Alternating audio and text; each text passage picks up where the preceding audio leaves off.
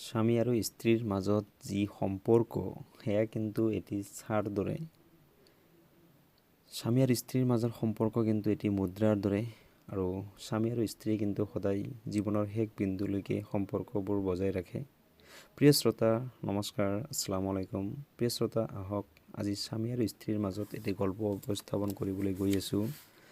প্ৰিয় শ্ৰোতা, এদিন এহাল দম্পতীৰ মাজত বিভিন্ন ধৰণৰ বাৰ্তালাপৰ পিছত স্ত্ৰীজনীয়ে স্বামীগৰাকীক সুধিছিল, প্ৰিয় স্বামী, যদি মোৰ মৃত্যু হয় তুমি কিমান দিন পিছত আকৌ নতুনকৈ বিয়া পাতিবা?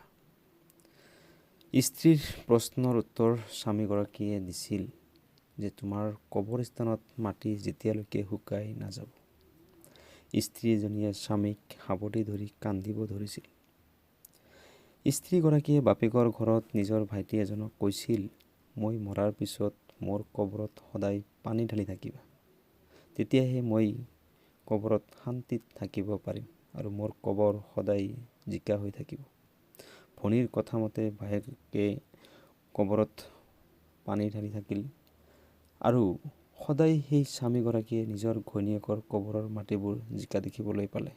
বেচেৰা স্বামীজনৰ দ্বিতীয় বিবাহ কৰাৰ দিন আৰু কাষ চাপি নাহিল।